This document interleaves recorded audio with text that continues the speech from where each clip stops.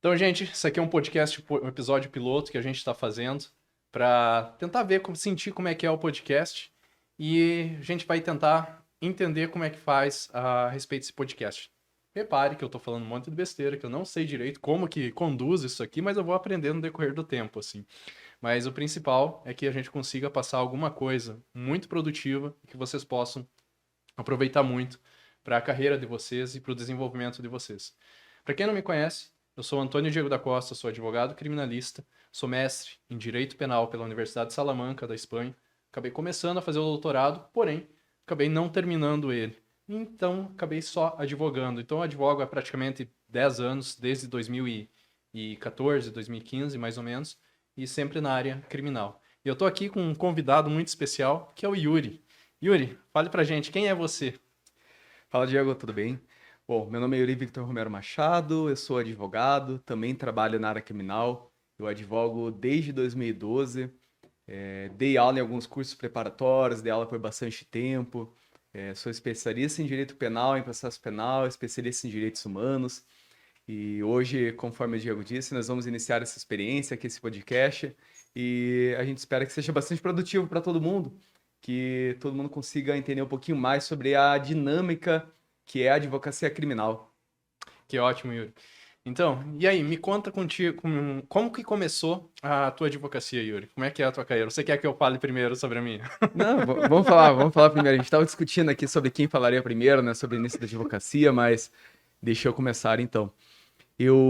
Bom, vou retroceder um pouquinho antes, né, de falar da advocacia. Eu estudei direito, comecei na Universidade de Curitiba, tive que trancar devido a compromissos profissionais e algum tumulto que teve na minha vida. Eu era servidor público, ingressei no serviço público em 2015, com 19 anos, e permaneci no serviço público até a data da minha colação de grau. Quando eu colei grau, então eu pedi a demissão. Isso foi em 31 de agosto de 2012. E quando eu colei grau, uma coisa eu já tinha certeza, que eu não continuaria mais no serviço público. Por quê? No ano anterior, 2011, eu já tinha passado no exame da OAB e eu queria muito sair do serviço público, queria exercer alguma atividade liberal, porque eu percebi que aquilo ali de ficar preso no serviço público, de ficar preso num horário, ter uma rotina muito estabelecida para mim não era o que eu tinha em mente como profissão. E eu me dei essa oportunidade de advogar. Então eu saí, 31 de agosto eu colei grau. Uma semana depois eu já juntei toda a documentação na OAB, pedi minha inscrição, né? E comecei a advogar nas 2 semanas seguintes, que eu já fiz o juramento e comecei. E desde o início eu atuei exclusivamente na área criminal. Então eu já tinha experiência, tinha feito estágios voluntários, né? Porque como eu era servidor público, eu tinha que fazer estágios nas minhas horas vagas. E eu fiz 3 estágios voluntários, né? 2 na OAB e um num escritório particular.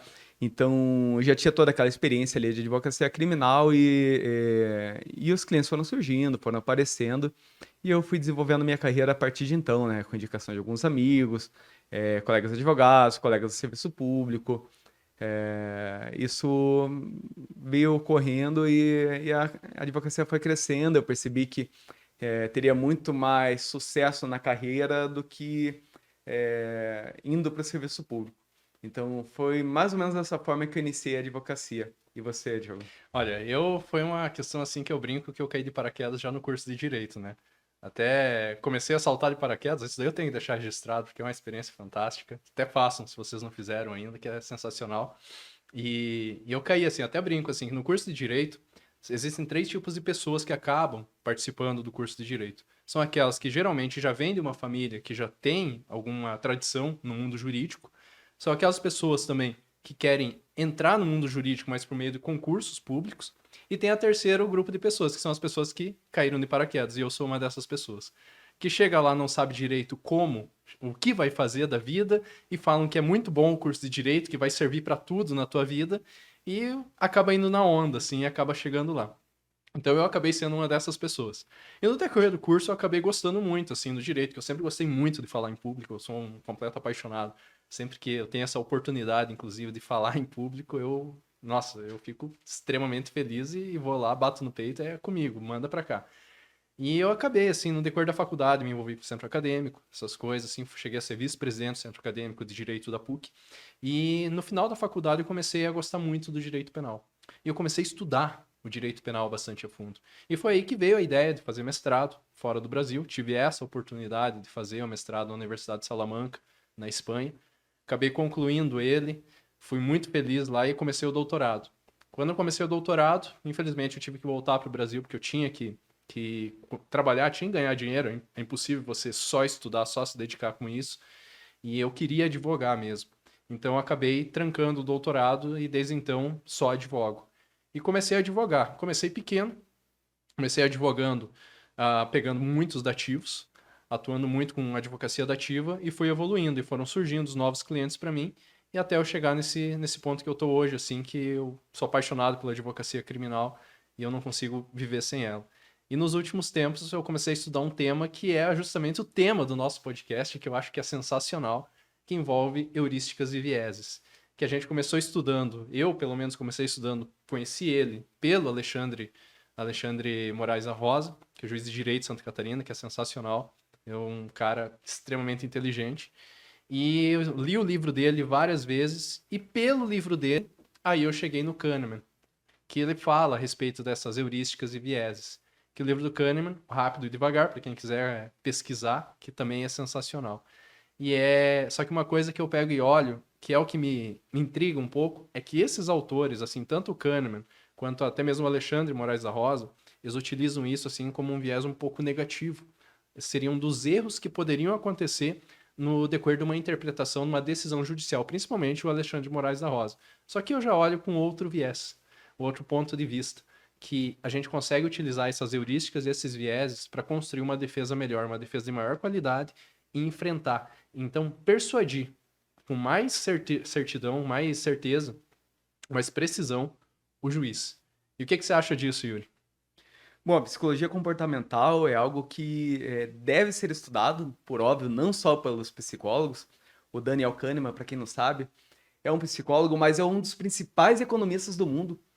Ele está já ao lado de Marx e outros economistas, como Adam Smith, já é uma referência mundial, ele tem vários títulos, ele ganhou, salvo engano, ganhou algum prêmio Nobel em Ganhou o virtude Nobel da do Rápido e Economia. Devagar. Isso. Então, esse é um livro que é essencial para que a gente possa entender o comportamento humano.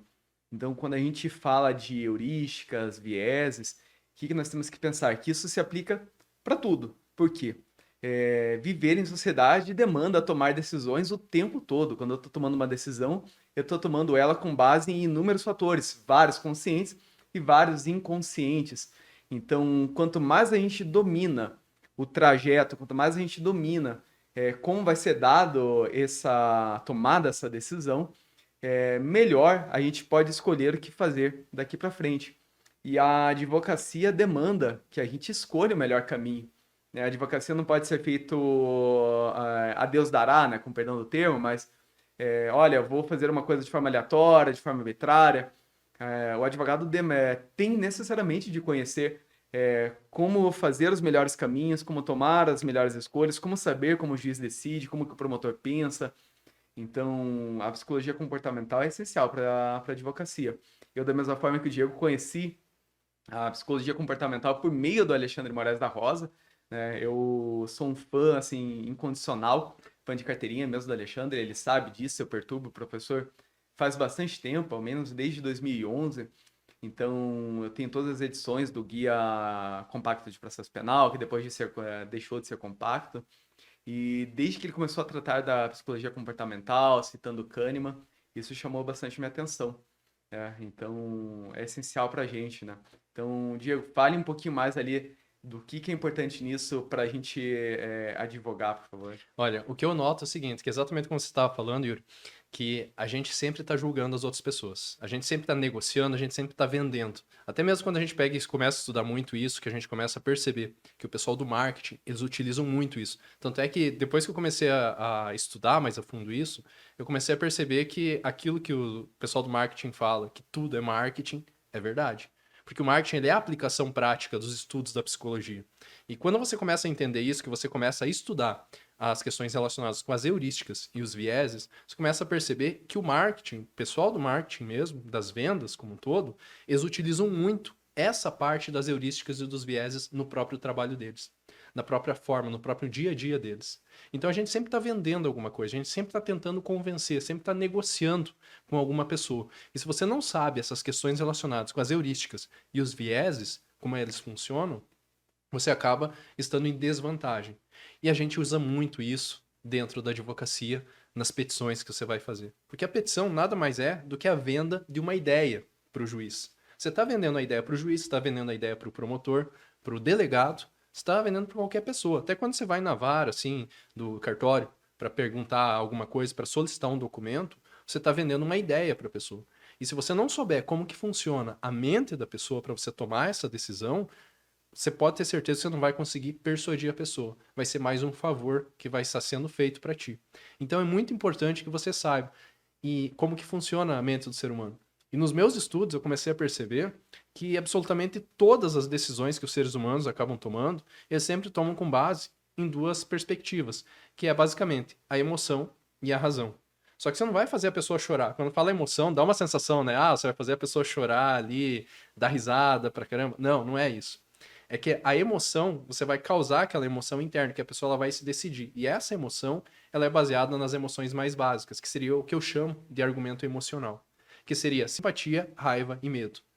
Você percebe que absolutamente todas as decisões que as pessoas vão tomar no dia a dia, durante a vida mesmo, elas tomam com base nisso.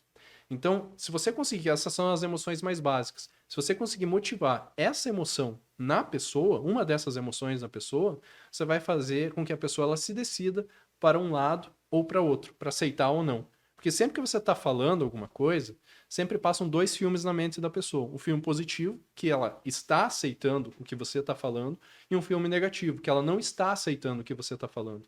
Então, se você conseguir apresentar os argumentos da forma correta, essa pessoa ela vai acabar aceitando os seus argumentos e, consequentemente, vai acabar aceitando o que você está falando. Isso é incrível quando você começa a entender. Que a pessoa, no final das contas, até o Bentham, ele fala isso. Você vê como é que é uma coisa que é muito antiga. O Bentham ele fala que o ser humano é um escravo da dor e do prazer. E, no fundo, é verdade isso. Então, essas questões relacionadas com as heurísticas e os vieses, elas são muito, muito atuais, muito importantes para a própria advocacia. E eu noto que a maioria dos advogados acabam não dominando isso, essa parte da advocacia. Eles estudam muito o direito penal e o processo penal, que é extremamente importante, mas acabam deixando de lado, talvez por um descuido da profissão como um todo, mas acabam deixando de lado essa parte que, no meu ponto de vista, é a parte mais importante para você ser um grande advogado, que é estudar as heurísticas e os vieses. E eu falei bastante aqui do argumento emocional, só que tem o argumento racional também. E é no argumento racional que entra essa questão relacionada já com o direito penal e o processo penal. E se você sabe como organizar os argumentos nessa parte do argumento racional, você consegue convencer o juiz, o julgador que está ali julgando o teu caso. Você tem alguma experiência, Yuri, com essas questões? Para complementar aqui uma questão que você falou, Diego, tem a questão do conhecimento ser linear e ser disruptivo, Uhum. né? O advogado tá muito... O advogado que sai da academia, sai da faculdade, está muito preocupado com o conhecimento linear. Olha, eu tenho que conhecer a lei, eu tenho que conhecer a doutrina, tenho que conhecer a jurisprudência, e acaba ficando muito nisso, né? Então, a pessoa vai lá, estuda o manual de direito penal de uma pessoa, estuda uma tese de mestrado de outra, doutorado de outra, e fica muito focada exclusivamente no direito. Enquanto isso, conhecimento disruptivo, que é aquele que agrega conhecimentos de outras áreas, acaba sendo ignorado. Então, quando a pessoa vai advogar, ela precisa ter conhecimento da psicologia, da economia, da oratória, de diversas outras questões. Então, é importante para o advogado ter esse conhecimento disruptivo e procurar isso, né? Não ficar centrado única e exclusivamente no direito, né? No argumento linear ali. Então, isso é apenas um acréscimo, mas uma questão aqui que você falou do argumento emocional, da decisão racional emocional, a gente percebe muito claramente em várias decisões do Poder Judiciário, mas se a gente voltar no passado, o que aconteceu? Vários ministros do Supremo Tribunal Federal, por exemplo, estavam sendo atacados. Eles, enquanto ministros, mas não somente eles. familiares estavam sendo atacados. Então, como um ministro desse vai tomar uma decisão de forma exclusivamente racional, ignorando que se ele sai para a rua, ele vai ser atacado, se a mulher dele sai para a rua, vai ser atacada, se o filho dele sai para a rua, vai ser atacado. Isso aconteceu com vários ministros. Então, se a pessoa não consegue dominar essa questão emocional, olha, medo, raiva, isso que você colocou aqui, né? Quais são os sentimentos que o juiz toma na hora de decidir, ela acaba perdendo o foco, perdendo a chance de convencer esse juiz. Então, a gente vê, por exemplo, ali nos ataques de 8 de janeiro, que várias pessoas ainda estão presas e vários advogados reclamam, olha, o ministro não recebe a gente não tem acesso ao inquérito e tudo mais, e você não consegue demonstrar para o ministro o que você tem que fazer para que ele se convença de que ele tomar uma decisão em determinado sentido vai ser benéfico para ele, que não vai ser prejudicial para ele, não vai ser prejudicial para a família dele. Então, se a gente voltar bem pouco no tempo em questões aí que são bastante complexas, que tomaram um rumo muito grande aí, a gente percebe isso, claramente. Então, eu acabei não falando de experiência própria, falei de algo que tá aí para todos os lados, todo mundo consegue ver, né? Mas o que você acha disso? Olha, isso daí é perfeito. Até mesmo assim, porque quando a gente... Tem um ponto, assim, que você tocou, assim, que eu acho sensacional, é que quando a gente vai fazer um argumento, que a gente vê muito, assim, a gente protocola, às vezes, uma petição de um recurso, de alguma coisa alegando um prejuízo que a gente teve, e por várias vezes a gente acaba notando que tem lá na decisão do juiz, do ministro, do desembargador, falando, a parte não demonstrou prejuízo nessa situação que ela está argumentando. Mas o que é esse prejuízo? A maioria das pessoas acaba pensando que esse prejuízo é um prejuízo, no caso, para o réu, para a pessoa que está ali sendo acusada, que foi prejudicada com aquilo. Mas não é. Quando ele fala isso não demonstrou prejuízo, ele está se referindo, ainda que indiretamente, um prejuízo para ele. Como você, então, como advogado, você sempre tem que pensar na pessoa que vai tomar a decisão. Você tem que construir o argumento para chegar naquela pessoa, demonstrando que tipo de prejuízo aquela pessoa vai ter. O que vai afetar? Aquela decisão vai afetar essa pessoa. Eu até costumo brincar que eu tenho uma tabelinha, que essa tabelinha seria uma sequência, assim, que é mais ou menos assim, agora é que ela é bem grande, assim, mas eu posso pegar e mencionar de uma forma mais genérica, assim, que seria com base nas consequências. Se tem uma consequência para terceiras pessoas que ele não conhece, digamos assim, que essas consequências que você vai fazer do teu pedido, elas são direcionadas apenas para os amigos da pessoa que está pedindo aquilo, o juiz ele vai praticamente ignorar. Se essas consequências elas são apenas para a pessoa que está ali fazendo o pedido, o juiz também não vai olhar com tantos bons olhos. Agora vai diminuindo, vai aumentando, no caso, o grau dessas consequências e da importância. Vai chegando nas familiares da pessoa que está pedindo e vai avançando, sociedade, vai avançando, chegando até o próprio juiz, ao trabalho do juiz, e vai chegando, avançando até mesmo os familiares do juiz. Então, quando chega nessa linha dos familiares do juiz, é a linha extrema. Ali sim vai acabar ocasionando um prejuízo muito grande e o juiz vai olhar assim até mesmo com um medo muito grande. Eu não estou falando para fazer isso, mas seria mais ou menos esse o raciocínio que o juiz acaba seguindo assim quando ele vai tomando a decisão. Isso daí é aquele raciocínio que você inclusive falou no início, que é um raciocínio mais no subjetivo. Ele não está tão aparente, tão na vista. Porque o juiz ele vai olhar as informações que você tem aqui. E até aqui um segredinho assim, que quando você vai construir a tua petição, você tem que entender como é que funciona a cabeça do ser humano, porque você consegue direcionar a mente do ser humano para uma direção ou para outra, conforme você desejar. Então, por exemplo, nós estamos conversando aqui, até agora, ninguém olhou para o copo que está meio cheio ou meio vazio em cima da mesa. E quando eu falo isso, que o copo está quase vazio, as pessoas acabam começando a notar o copo em cima da mesa, que realmente ele está mais vazio.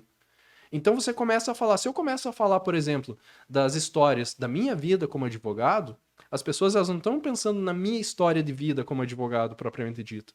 Elas estão pensando na história de vida delas. O que passou pela vida delas, como elas iniciaram, como é que foi a carreira delas, como é que foi a advocacia no início na faculdade. Para elas chegarem até esse momento que elas estão.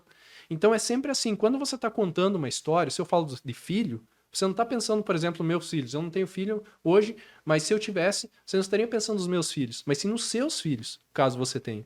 E é isso uma coisa assim, que eu noto bastante, que as pessoas, muitas vezes, quando estão escrevendo uma petição, elas acabam desconsiderando isso. E aí que entra o negócio do argumento emocional, que acabou lá, que você mencionou dos juízes, dos ministros, lá no início do ano, que estavam tendo aqueles ataques democráticos, antidemocráticos, e esses juízes acabam pensando muito na segurança deles, primeiro, antes do restante. E ignorar isso é você ser um completo amador dentro da advocacia. Você tem que saber assim que funciona, que todo ser humano vai tomar com base a decisão no argumento emocional e racional. Até mesmo aquele juiz, aquele ministro, aquele desembargador que quer seguir a lei, ele está tomando a decisão com base no argumento emocional. Porque ele tem o medo de que aquela decisão dele acabe se tornando uma bola de neve e acabe prejudicando toda a sociedade. Então o medo ele acaba estando sempre ligado com essas decisões. Ao menos esse é o ponto de vista que eu tenho. Não sei se tu concorda com essas questões. Sim, completamente. E hoje, o que tem que ser acrescentado a isso, né, a questão do medo, são as redes sociais, né? Porque antigamente o juiz tomava uma decisão, caso ela viesse a ser tornada pública, seria numa comunidade pequena, uma comunidade jurídica, ou talvez ali dentro de uma pequena comunidade, uma cidade. Hoje o juiz toma uma decisão, então ele sabe que essa decisão vai ser debatida pelos advogados, pela OAB da secção, fora do âmbito jurídico, na mídia, em todos os lugares possíveis, né? Instagram, Facebook, Twitter, TikTok. Então, isso também é uma coisa que entra dentro do argumento emocional. O juiz pensa nisso, olha, se eu tomar essa decisão aqui, o que vão debater sobre ela? Eu vou ser criticado, eu vou ser achincalhado, ou vou ser aplaudido? Eu vou poder convocar uma coletiva de imprensa para poder ser parabenizado, ser glorificado, que foi algo que aconteceu, a gente sabe disso, né, na Lava Jato. Cada decisão que era tomada, eles vinham a público, faziam uma coletiva de imprensa, pediam palmas, pediam para a imprensa publicar, pediam todo o apoio da imprensa. Então ele trabalhava com essa questão emocional também. Claro, tinha toda uma questão racional, né? Eram pessoas muito articuladas ali, mas a questão emocional era muito forte, né? Aquele inconsciente deles ali, ou mesmo consciente, né? De querer ser aplaudido, de querer que as pessoas parabenizassem o serviço vaidade, deles, né? e isso, a vaidade muito grande. Isso tomou conta, assim, do Poder Judiciário naquela época. Mas é só um exemplo para que todo mundo perceba que isso acontece a todo instante, né? A gente olha isso nos casos grandes, mas nos casos pequenos também acontece constantemente, né? Ah, isso é o que mais tem, né? Até mesmo quando você começa a ver que o Alexandre Moraes da Rosa ele fala muito também dessas questões dos vieses cognitivos, né? Que tem muitos juízes que acabam olhando só pelo local onde a pessoa mora, eles já interpretam como se a pessoa ela realmente tivesse cometido aquele crime. Digamos, principalmente questão de tráfico, que o pessoal olha assim, que o tráfico eu acho assim um dos crimes mais absurdos que existem assim pela forma como acaba sendo julgado. Porque o tráfico, ele começa assim, se a pessoa ela foi encontrada com uma pequena quantidade de droga em um bairro rico, ela é encarada já como um usuário, sabe? Se ela vive naquele bairro assim. Agora, se ela foi encontrada num bairro mais pobre, é traficante. Já começa ali uma questão assim só do local onde a pessoa se encontra. Isso daí é um viés, é um erro, porque não significa que a pessoa ela está num determinado local que ela efetivamente ela cometeu aquele crime. Existe um pré-julgamento daquela situação que vem acontecendo. E isso daí nada mais é do que a emoção, é um atalho. Que a heurística nada mais é que isso, que a gente não consegue ser consciente o tempo inteiro. A gente sempre, o nosso cérebro ele consome muita energia e justamente por ele consumir muita energia, ele acaba se utilizando de mecanismos para poupar energia. E um desses mecanismos acaba sendo as heurísticas. E até mesmo assim que eu mencionei no início da nossa conversa aqui a respeito do marketing, e no marketing esse pessoal eles acabaram denominando como gatilhos mentais, como estímulos emocionais, que são nada mais do que as heurísticas. E no direito, nas petições, nas nossas defesas, nós utilizamos isso. Só que a gente não percebe. Pelo menos quando a gente sai da faculdade. Que a gente começa, quando a gente começa, isso é uma coisa muito legal, quando você começa a ter consciência disso, que você começa a construir as suas defesas, as suas sustentações orais, até mesmo dentro do tribunal do júri, quando você vai construir lá o teu discurso, você começa a perceber, se você souber como utilizar essas heurísticas da forma correta em uma determinada sequência, a tua defesa ela fica muito mais persuasiva, fica gostosa, sabe? De ser escutada, de ser ouvida, você envolve a pessoa naquilo que você está falando. E principalmente, sim, no caso das heurísticas, eu até brinco, assim, que existe uma sequência que você consegue pegar e fazer. E essa sequência, você começa dando um significado para aquilo que você está falando. E é esse significado que ele tem que estar diretamente relacionado com os argumentos emocionais. Então, no primeiro parágrafo, já dando aqui uma dica para vocês, primeiro parágrafo, a primeira frase da petições de vocês têm que já causar uma emoção. E essa emoção, ela tem que estar direcionada com a tese que você vai pegar e vai fazer. E a partir dali, você já pega e já começa a organizar os argumentos racionais, que estão diretamente ligados com as heurísticas. Por exemplo, a heurística, eu pego e falo que existe uma heurística que é da jurisprudência, né? Pode ser, eu não sei esse nome, estou criando esse nome agora, assim, mas a jurisprudência, o pessoal adora estudar a jurisprudência, adora estudar a decisão do tribunal, do STJ, do STF, para colocar na petição. Só que eles não entendem que essa jurisprudência, ela é só um dos argumentos racionais que são utilizados para você convencer a pessoa. E junto com essa jurisprudência que tu coloca, você já coloca... Deu uma pausa? Ah, tranquilo. Até mais, chegamos. Valeu. Tá tirando o flow, hein?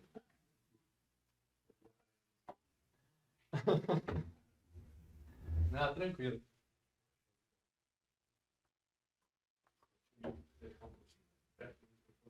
Mais perto? Ah, aqui. E depois da nossa interrupção aqui que nós tivemos aqui para colocar um pouquinho d'água. Mas enfim, quando você vai construindo, no caso, o argumento racional, você tem que colocar todos esses gatilhos, por assim dizer, que estão na mente do juiz. Um deles é a jurisprudência, e outro que ele vai avaliar é a questão da urgência também. Que tem muitos advogados que colocam urgência assim, já na capa da petição, urgente. Cara, aquilo ali não vai fazer o juiz ler. Eu acho assim, aquilo ali não chama a atenção. Porque imagina o tanto de advogado que não coloca aquilo na tua petição, ela não vai ser a mais especial do mundo, assim, só de colocar urgente. A urgência, ela nasce de acordo com a forma como você vai construindo o teu argumento, você vai construindo aquela tua fala dentro da petição. E se você consegue construir ela de uma forma envolvente, o juiz ele vai criando aquela necessidade. Tanto é que eu falo, até mesmo no treinamento que eu desenvolvi, que existe a superação de camadas, que é uma técnica que eu falo, que as pessoas elas não vão ser convencidas de forma instantânea. Elas sempre são convencidas pouco a pouco. Isso aí no dia a dia mesmo. Se você chegar, toma esse copo d'água. Não, a pessoa vai ficar, não, eu não vou tomar esse copo d'água. Agora, se você começa a falar para ela, não, você tem que tomar água, porque é importante para te hidratar, que o teu corpo necessita. E, consequentemente, até mesmo o teu fluxo cerebral vai começar a fluir melhor. Você vai ter novas ideias, ideias melhores, e vai ficar muito mais fácil você raciocinar. Ah, peraí, já começou a melhorar a situação, porque a pessoa está vendo um benefício para ela. Então ela já começa a querer aceitar aquilo. Não sei se você trabalha mais ou menos isso nas suas defesas, Yuri. O que você... Deixa eu pegar o gancho aqui do que você falou, né? A questão de colocar urgente na petição. Duas coisas mais, assim, inúteis que existem nas petições são colocar urgente negritado, destacado, e colocar aquela frase ao final das petições, pela mais lídima questão de justiça, Essa é por questão de clássica, hein? justiça com caixa alta, exclamações e tudo mais. É um método muito antigo de advogar, né? Os advogados antigos faziam bastante isso, mas sem sentido nenhum, porque o juiz não vai olhar aquilo ali e vai pensar, nossa, é urgente, realmente eu tenho que parar tudo que eu tô fazendo agora e analisar essa petição. Então, quando ele chega ao final da petição, lê aquela questão pela mais lídima questão de justiça, ele se sente comovido por aquilo, né? Aquilo ali Ah, de nada tem de argumento emocional. não, isso daí não vai E tocar a operação no juiz, não adianta. graças a Deus essa parte do juridiquês assim tá saindo, né? A gente percebe que tem cada vez menos. Volta e meia aparece alguém querendo colocar, querendo seguir algum advogado mais antigo que ainda faz isso, mas a gente percebe que existe um movimento dos advogados mais novos aí para retirar essa forma rebuscada, cheia de juridiquês da petição. E quando você falou de gatilho, heurística, tudo mais. A primeira coisa que me veio na cabeça, na verdade, não foi peticionamento. Foi o livro do Código da Vinci. Não sei se Código da você Vinci? leu, Não li o ele. Dan Brown, mas o livro do Código da Sei Vinci, qual é, mas não li. sim, é um livro que conta muitas coisas ali são fake news, né? Ele Uhum. criou inúmeras coisas falando, mas o que que ele chamou a atenção de todo mundo? Foi um livro que virou uma febre quando foi lançado, lá em 2003, 2004. Eu lembro que eu li o livro em 2, 3 dias, mas antes de iniciar a história em si, ele colocou lá na página: tudo que você está lendo aqui é verdade. Foi feita uma pesquisa. Então, nossa, a pessoa lê, começa com aquele, meu Deus, isso aqui é tudo verdade. Como é que eu vou agora examinar tudo que está aqui no decorrer dessa história?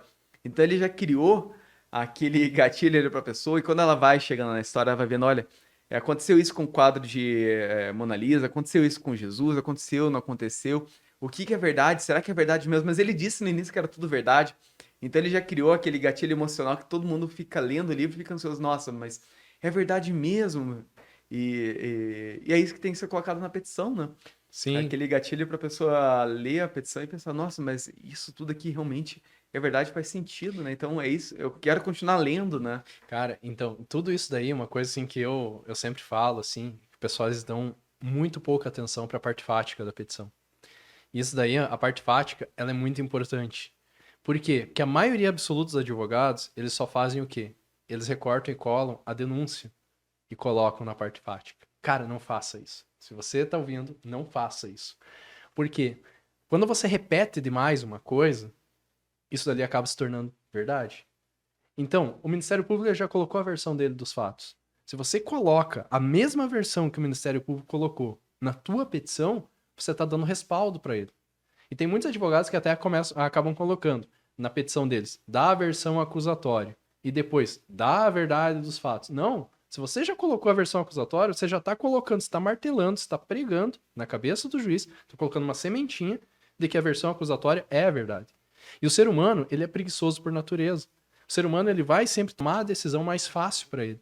E como está mais fresca, que foi mais repetida aquela decisão, aquela situação relacionada com a versão acusatória, então existe uma tendência, não significa que sempre vai acontecer isso, mas existe uma tendência ao juiz aceitar com mais facilidade aquela versão acusatória. E o que eu falo, sempre falo assim para os meus amigos que estão junto comigo, assim, que são advogados, é quando você for fazer a petição, faça a parte fática como se fosse um trailer de um filme. Crie curiosidade, que é exatamente isso que o Dan Brown acabou fazendo no Código da Vinci. Ele criou curiosidade quando ele estava escrevendo o livro.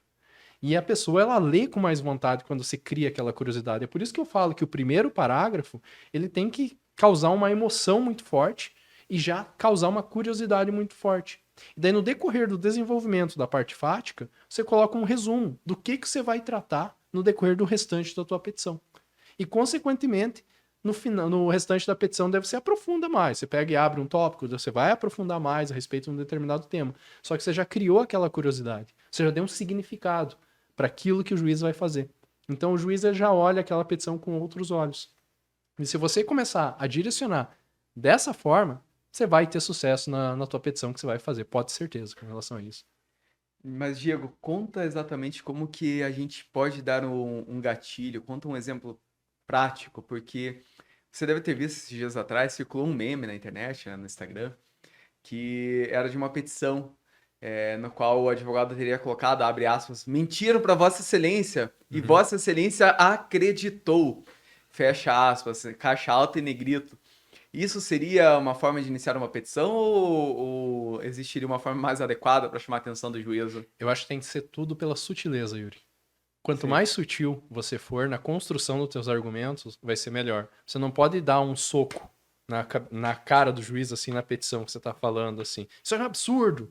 Não, você tem que ser sutil. Você tem que ir criando aquela necessidade, aquela vontade de ler. É literatura, basicamente. Inclusive, quando os filmes que a gente vai assistir, a gente pega, tem muitos filmes, o pessoal investe muito no trailer do filme para já criar aquela curiosidade. E é sutil aquilo. Ele vai criando emoções no decorrer daquele trailer que vai você vai querendo cada vez mais assistir aquele filme. E na petição é a mesma coisa.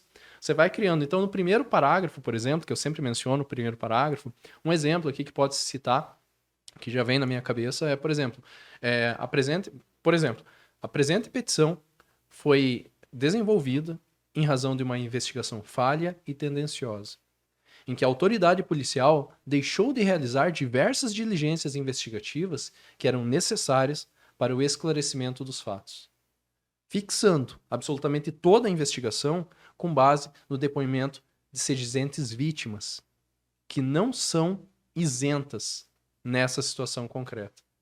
Então aqui você já vai criando uma curiosidade, sabe? Você não precisa escrever exatamente dessa forma, assim, que até eu coloquei aqui um pouquinho rebuscada, mas você pode colocar assim de uma forma mais natural, e quanto mais natural, melhor, já adianto isso. Mas você já criou uma curiosidade para iniciar. Que o juiz vai olhar, não, peraí, o que está acontecendo aqui? Você colocou um mini resumo e daí você começa a desenvolver. E no decorrer da tua petição, você sempre vai fazendo isso. E cada parágrafo que você vai fazendo, você vai terminando ele já dando um gancho para o próximo parágrafo. Que isso daí você vai estar fazendo o quê? Você vai estar colocando mais curiosidade ainda na mente do juiz. E o juiz ele vai ficar envolvido. É assim que você vai envolvendo o juiz naquela petição, naquele caso. E daí, para completar, é muito importante que você vá falar com o juiz. Se você chega lá falando com o juiz e você vai explicando de forma mais mastigada ainda aqueles pontos que você tem ali, o juiz ele vai ter mais atenção para aquilo que você está falando. E, consequentemente, ele vai dar mais atenção. Não vai ser mais uma petição. Vai ser a petição, que é o que você acaba construindo. E isso daí é sensacional quando você vai desenvolver a tua defesa. Isso daí funciona muito para o tribunal do júri, né, Yuri? Sim, com certeza. O Tribunal do Júri, né? Todos os advogados aqui sabem, julga os crimes contra a vida e os conexos, e quem julga é a sociedade, são 7 pessoas do povo que vão julgar o fato, e o juiz vai apenas aplicar a pena. Então, é importantíssimo para o advogado saber ali quais são os vieses que dominam naquele grupo que vai julgar, quais são os gatilhos que você pode utilizar. E aqui a psicologia comportamental traz vários e vários exemplos, assim, sobretudo do direito estadunidense. Por exemplo, uma coisa simples que é possível utilizar, óculos, né? A sociedade acredita que pessoas que usam óculos de grau são mais confiáveis. Então, você coloca lá um acusado com um óculos, coloca ele com uma roupinha arrumada, né? Isso aí você já criou um gatilho naquela É o pessoa, né? inconsciente, né, da pessoa. Exatamente, né? A pessoa vai trabalhar com aqueles viés, então aquele gatilho faz com que ela raciocine, né? Aliás, não raciocine, né? O cérebro trabalha de uma forma mais rápida ali. Olha, todas as pessoas que usam óculos são confiáveis. Óculos de grau, por que isso? Remete àquela pessoa que é nerd no colégio, né? Que Estudiosa. estudiosa, que era comportada, que não aprontava. Então, isso é um viés e a gente cria um gatilho para que aquele viés ele seja ativado. É verdade isso? Ah, com certeza. Inclusive, olha só, a gente tá aqui assim mais descontraído. A nossa roupa que a gente tá aqui tá uma roupa mais tranquila. Eu vim assim, camisa preta, já mais básica mesmo. Mas eu podia ter vindo de terno aqui. Se eu viesse de terno, eu ia transmitir outra ideia, outra imagem. Ah, o advogado que foi de terno. Mas é necessário mesmo isso? Então, assim, o pessoal que tá assistindo, eles vão julgar a gente, assim, pela roupa. Porque a roupa... Eu até lembro quando eu tava na Espanha, tinha uma propaganda, um sabão em pó, uma marca muito famosa, que eu não vou falar, mas todo mundo já veio na cabeça a marca, que ela falava assim, mais ou menos assim, a roupa é a coisa mais importante que você tem, porque é o primeiro contato que as outras pessoas vão ter contigo. É errado isso? Assim, pensar, se você for Sim, analisar, totalmente errado, eu acho mas todo errado. mundo julga. Mas todo mundo julga, o pessoal olha a roupa. A roupa é o principal contato. Eu já cansei de ir. Até mesmo teve uma história que eu fui uma vez numa delegacia para atender um cliente meu, e eu sempre tomo um cuidado muito grande com a roupa mesmo, assim. Eu pego, coloco um terno bem alinhado, sabe? Não é aquele terno tudo desgaçado, tudo certinho, gravata, tudo o mais perfeito possível. Não, sou um advogado respeitado. Vou ir lá. E eu fui na delegacia. Cheguei na delegacia para atender meu cliente e eu tava com uma amiga junto. E nessa conversa que eu tava lá tendo com o meu cliente, que eu tava conversando, daí a minha amiga acabou ficando lá conversando com o carcereiro e tudo mais. E esse carcereiro, ele pegou e chegou e mencionou para ela, assim, que o que ela tava. Nossa, que estranho. Eu nunca recebo pessoas assim como vocês aqui. Mas por quê? Foi pela roupa. Não foi assim, sabe, por a nossa pessoa. Porque muitos advogados, eles acham que eles estão indo na delegacia, eles podem ir de qualquer forma, de qualquer jeito. Ah, eu preciso, igual a gente estava comentando, até mesmo esses dias atrás, caneta espiã. Olha, caneta espiã, você não vai precisar de caneta espiã se você chegar educado, se você chegar assim, sabendo o que você está fazendo lá. A não ser que você queira, não sei, aí eu não sei as tuas intenções, mas do meu ponto de vista, você vai querer estar numa audiência assim, com o delegado, você pode gravar. Eu não vejo problema nenhum com isso, sabe? Agora você colocar assim, chegar lá assim, com caneta espiã, não, peraí, você está escondendo alguma coisa. Então, quando você chega mais confiante, com uma roupa bem apresentável, as pessoas elas olham diferente para você. É um negócio que é certo, não é, mas o ser humano é desse jeito que ele funciona. Então, assim, vocês mesmos estão olhando pra gente, assim, com a roupa que a gente tá, assim, vocês estão tendo um pré-julgamento a respeito da gente, que seria diferente se nós estivéssemos aqui de terno. Mas, por exemplo, eu vejo muito advogado dando entrevista de terno, fazendo podcast de terno, e esses advogados, eles acabam não produzindo, não compartilhando um conhecimento genuíno. Eles falam justamente aquele juridiquês, que é muito complicado, e fica só naquele assunto mais superficial. E o que a gente está propondo aqui é literalmente, não, vamos tirar as vestes do direito e botar a cara ali, mostrando realmente como é que funciona, qual que é a verdade, sabe, no funcionamento de tudo. E uma coisa que o Yuri falou, que eu achei sensacional, que foi o negócio do cliente. Você tem que se preocupar com a roupa do teu cliente quando você vai para o júri.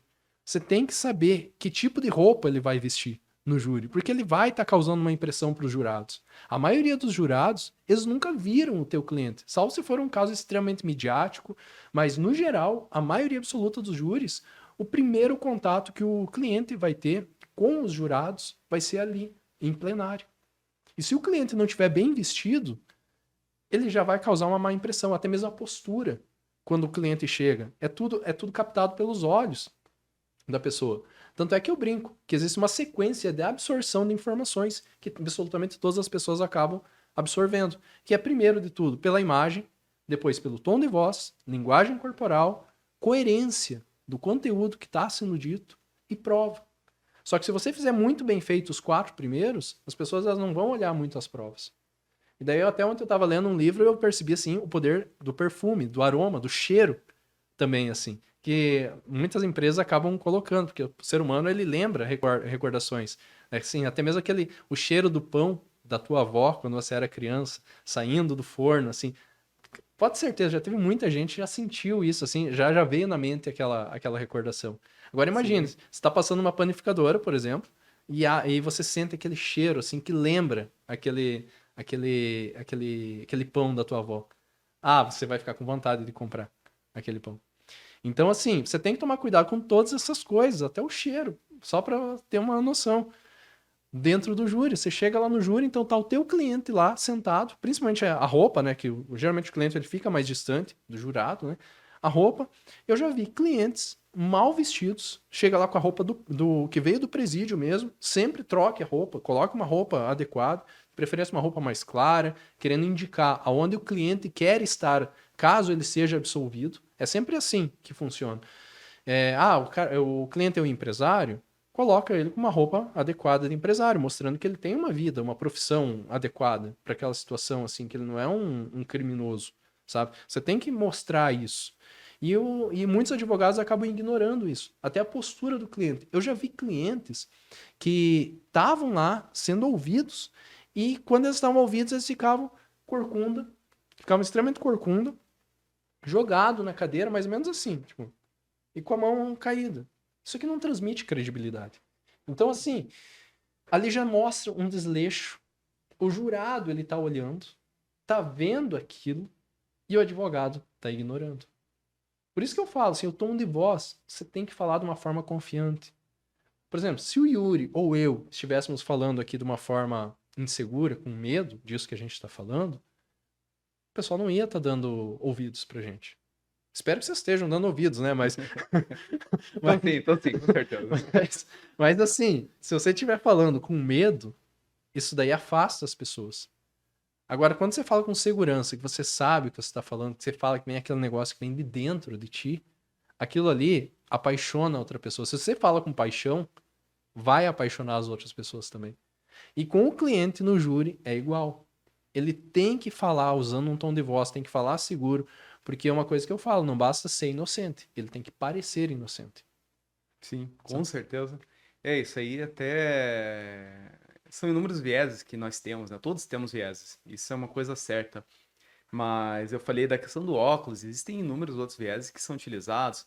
Se a pessoa é um crime que aconteceu numa área rural, por exemplo, não adianta você querer colocar o acusado lá que trabalha ali colhendo plantações e tudo mais com um terno e gravata, né? Tem que mostrar que ele é uma pessoa do campo, que trabalha e tudo mais. Então, o que é importante os advogados se atentarem? É isso, né? Qual que é aquela comunidade que está inserida, né? Porque não adianta achar que todas as pessoas são iguais, todo mundo vai ter os mesmos vieses, que todos os gatilhos que utilizamos em Curitiba vão funcionar em outros lugares. Então, é bastante importante isso, né? Conhecer a comunidade, conhecer o julgador, quais são os pensamentos daquela comunidade sobre determinado assunto, o que eu consigo utilizar para poder convencer ou não, né? Então, tudo isso é uma coisa que nós temos que nos atentar necessariamente. E isso passa batido. Por isso que quando o Alexandre fala que nós temos que agir de forma estratégica, não existe uma única estratégia que sempre vai dar certo, é uma coisa que todo mundo tem que se atentar. Porque hoje em Curitiba eu estou julgando um empresário, eu vou colocar ele de terno e gravata, eu estou julgando um policial militar.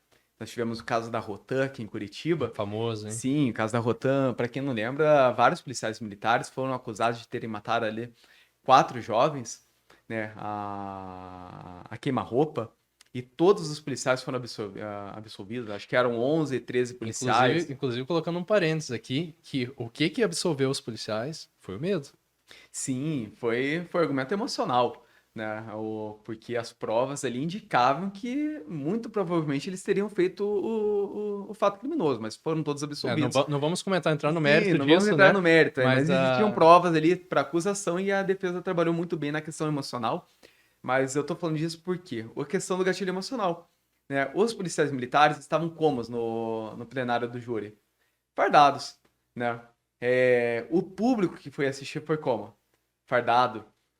O advogado, por óbvio, estava com a beca ali de terno e gravata, mas o que o advogado fez com um familiar dele que compareceu ao júri? Ele tinha um filho menor de idade, acho que tinha 10, 12 anos. O filho dele foi fardado, levou uma criança lá fardada, então para demonstrar todo aquele cenário de apoio, né? Ativar aqueles gatilhos emocionais da polícia é algo bom, é algo necessário, é algo que está ali para nos proteger. Então, isso, cada julgamento é muito único, muito singular, e a gente tem que se atentar para isso também, né? Não, com certeza. Isso daí é uma coisa assim que é sensacional. O júri, inclusive, é o momento assim que você mais utiliza os argumentos emocionais, sabe? Porque tudo é construído para você pegar e direcionar, para você fortalecer a tua tese. E o pessoal assim acaba não dando muita atenção para alguns pontos. Inclusive, a gente já fez vários júris e a gente sabe a importância, coisa que você mencionou, de você pesquisar a vida do jurado. Você saber quem é o jurado que vai estar presente ali no conselho de sentença. E até uma coisa que eu olho muito, quando eu estou pesquisando o jurado, eu não olho, por exemplo, o carro do jurado, mas sim o que aquele carro significa para o jurado. Por exemplo, estou dando um exemplo aqui.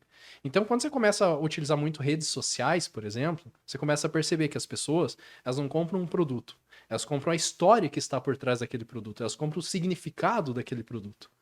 Por exemplo, se a pessoa ela frequenta muito festa, ela mostra muita foto de festa, você já começa a perceber mais ou menos a forma de pensar daquela pessoa. Você começa a perceber que aquela pessoa, ela quer estar inserida, ela tem uma necessidade de estar inserida no meio de outras pessoas. E uma coisa que é incrível aqui, que até o gosto musical da pessoa, você consegue identificar mais ou menos a forma de pensar da pessoa. Sim, com certeza. Sabe? É incrível isso. Sim, se eu escuto o dia inteiro ali Guns N' Roses, Foo Fighters, isso já demonstra muita coisa sobre a minha personalidade, né? Música clássica, sertanejo, universitário, né? Que o pessoal usa Sim, muito. sim. E isso tudo é uma coisa que deve ser explorada, né, pela advogada. Não, com certeza. Sempre. Com certeza. Você começa a notar, assim.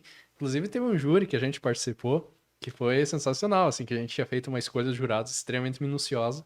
No decorrer daquele plenário que a gente estava fazendo, enquanto a gente ia falando o nosso discurso, falando nossa tese no plenário, tinham alguns jurados que eles ficavam concordando com a cabeça conforme a gente ia falando. E a gente tem certeza que aqueles jurados votaram com a gente, com a nossa tese, assim, no decorrer, quando finalizou o júri, assim. Então é uma coisa que funciona. Você saber como você vai selecionar os jurados no júri, eu acho que é essencial, assim, para você ter sucesso. Porque, então, tudo isso que a gente vem falando de heurísticas e vieses, desses gatilhos, essas situações, você consegue aplicar em absolutamente todo momento. Desde as petições que você vai fazer, que é direcionado para o juiz singular, até mesmo para o jurado, quando você está em plenário, no tribunal do júri.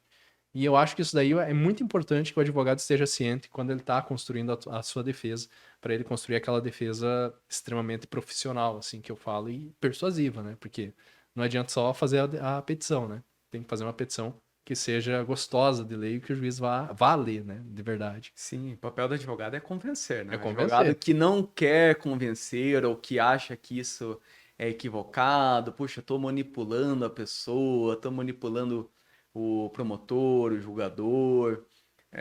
Ele tá fazendo tudo menos advogar, né? Porque nós temos necessariamente de convencer alguém da nossa tese. Tanto é que eu brinco sempre, assim, o pessoal pergunta o que é que você faz, né? Daí eu tô conversando com meus amigos, eu brinco lá, eu convenço pessoas, sabe? Não sei se você faz tipo de brincadeira também. Eu não falo abertamente, né? Mas todo mundo tenta convencer a todo instante, né? Então, eu tento convencer ali de que o meu cliente não praticou, ou que se ele praticou, não é caso de uma condenação em regime fechado, semiaberto, porque ele tem uma vida estável, um trabalho, o crime não gerou repercussão na sociedade. Então, inclusive, agora falando um pouquinho mais disso, né? Essa questão emocional, quando você vai trabalhar a dosimetria da pena, você traz isso basicamente na dosimetria, né? Sim, Olha, sim. as circunstâncias, as consequências são graves ou não são, aquilo gerou uma repercussão para além daquele fato específico, a comunidade ficou abalada, a família de alguém ficou abalada, sim ou não. Então, isso tudo está diretamente ligado, né? Com vieses e heurísticas. Com certeza. E as pessoas não dão muita atenção para isso. E esse livro do Alexandre, eu gosto muito dele, assim, eu li ele várias vezes, acho que eu li ele umas 3 vezes. E toda edição que acaba saindo, eu acho ele melhor ainda, né? Que acaba trazendo coisas melhores. Só que se, só que se você ficar focado só no livro dele, você acaba perdendo muita coisa. Porque tudo que você escreve, a partir do momento que você escreveu, ele já fica desatualizado. Então você tem que estar buscando outras coisas, outras áreas, que daí entra naquilo que você comentou até mesmo no início desse podcast, que você tem que buscar conhecimento em outras áreas. Não basta você ficar só no direito.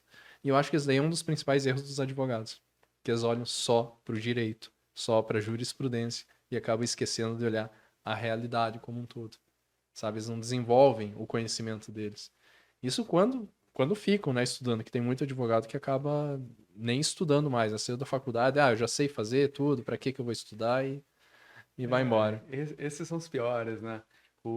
Mas nós temos vários, assim, professores, doutrinadores que relatam, né, a forma deles de estudo, de atuação.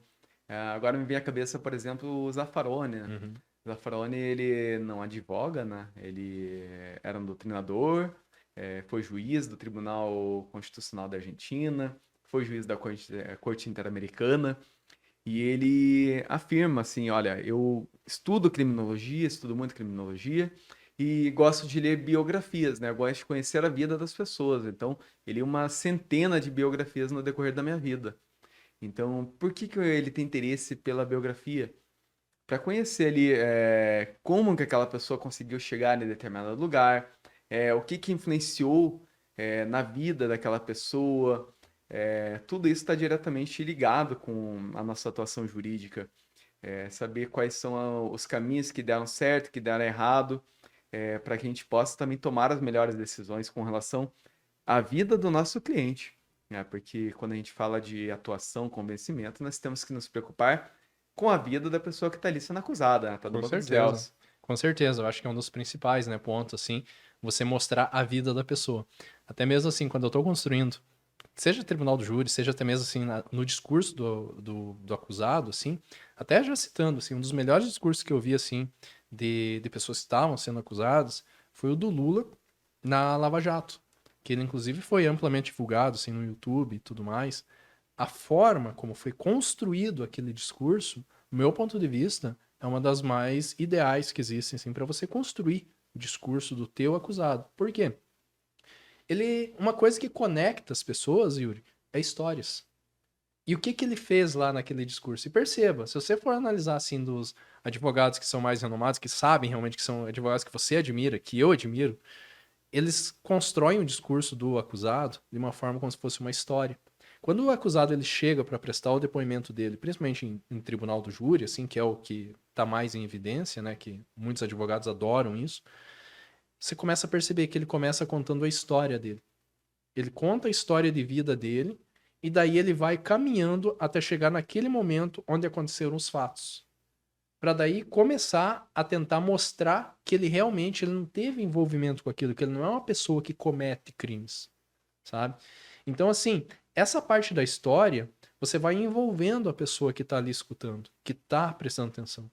Até mesmo assim, no decorrer desse podcast, não sei se você notou, a forma como a gente foi construído, tudo bem, é no improviso, que a gente acabou fazendo, mas é inevitável que a gente começou contando uma história. A gente contou a história da minha vida, a história do Yuri, como é que foi, mais ou menos, bem resumido. E a partir dali a gente já começou a dar um gancho e já foi indo. Então existe uma história. E pode ser que ela tenha sido envolvente ou não. Daí depende, assim, do pessoal que está assistindo pegar e julgar isso. Mas quando você vai construir o discurso do acusado, você começa contando a história de vida da pessoa.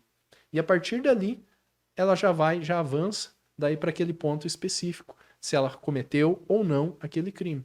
E um erro também, outro erro que muitos advogados acabam cometendo nisso é que eles focam o discurso do acusado só naquele momento específico. Eles ficam olhando só se aconteceu ou não, o que estava fazendo ou não. Eles acabam deixando de construir aquela história até chegar naquele momento. E isso não envolve o juiz, não envolve o jurado. É algo seco, é sem graça, sem sal. Então é muito importante que você construa aquela história para mostrar que aquela pessoa que está ali sendo ouvida, ela definitivamente, ela não é um criminoso, sabe? Ela é uma pessoa que simplesmente aconteceu algum fato que acabou colocando o nome dela ali no meio. Eu até lembro, a gente vai comentando, vai conversando, eu lembro das histórias, né? Que teve um cliente meu uma vez, que era tribunal do júri, e tava testemunha sendo ouvida. E nessa testemunha que ela estava sendo ouvida, ela falou que reconheceu o meu cliente na cena do crime em razão de uma tatuagem que ele tinha no braço. Daí eu peguei, olhei assim, estranho, tá, mas como é que era o ambiente? Eu perguntei, como é que é o ambiente lá, assim? Você pode descrever o ambiente, como é que era? Ou seja, eu comecei a fazer um zoom out daquela situação, sabe? Não tava olhando para a tatuagem.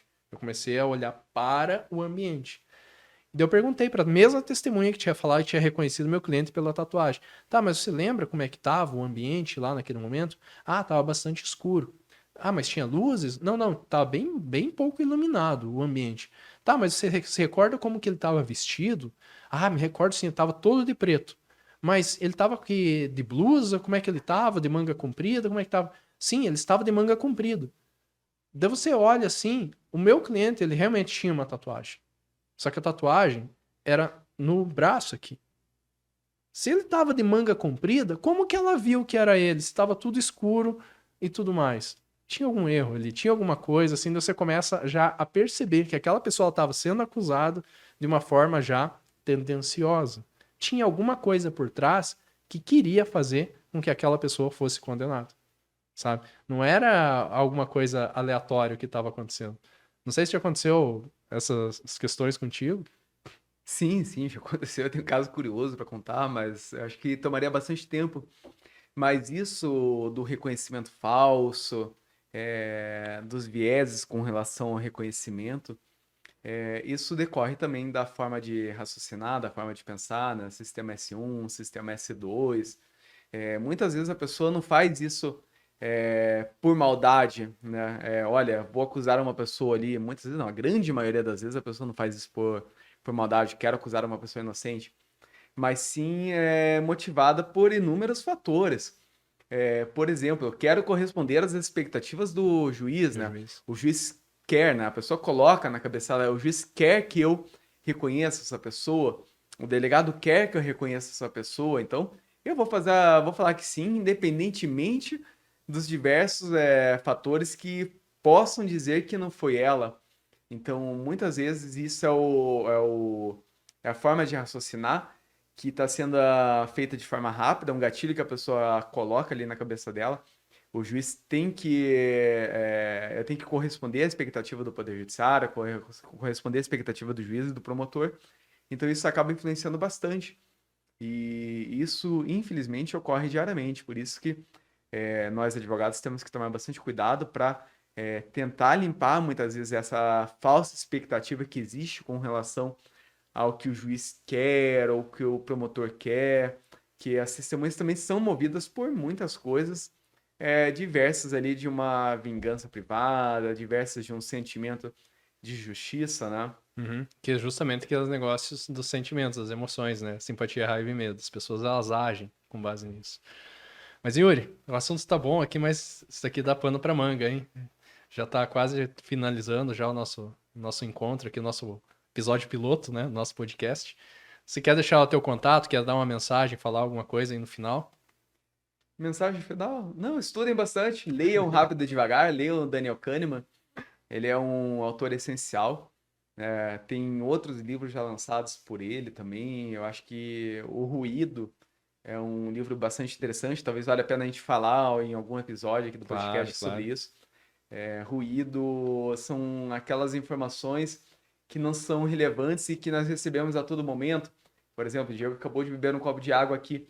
Isso é uma informação relevante para o nosso podcast? Não, mas eu estou vendo isso aqui. Isso aqui é uma informação que está chegando na minha forma de raciocinar. Então é bastante interessante a gente abordar outros livros, outras coisas do Kahneman. Ah, com certeza. Vamos fazer um novo podcast aí, um novo episódio para abordar esses temas, assim, porque, cara, é muito interessante essa parte, assim, de persuasão, assim, tanto é que a parte que eu mais estudo é justamente persuasão, que eu acho, assim, que é essencial. Eu acho um assunto extremamente legal, assim, de comentar, de conversar com as pessoas. Isso acaba envolvendo muitas pessoas. E eu falo com uma absoluta paixão disso, assim, que eu leio diariamente algum livro relacionado com persuasão e cada vez mais, né, vai evoluindo. Yuri, qual que é a tua rede social aí, se quiser, o pessoal siga? Pode me achar no Instagram, @prof. Yuri Machado. @prof. Yuri Machado. E, gente, vamos finalizando por aqui, então. Se você quiser me seguir no Instagram, é o da Costa Antônio D. Esse foi o nosso episódio piloto, a gente falou um pouquinho a respeito das heurísticas. E eu acho que é um assunto extremamente importante que todos os advogados eles deviam estudar a respeito disso, porque no final das contas é isso que acaba ajudando a persuadir, a convencer e a ter sucesso no decorrer da carreira. Não é só estudar a parte relacionada com o direito, que é muito importante, mas é muito importante também você conhecer como que funciona a mente humana, como é que funciona as decisões que os seres humanos tomam. Então, ficamos por aqui. Até mais, gente. A gente se fala.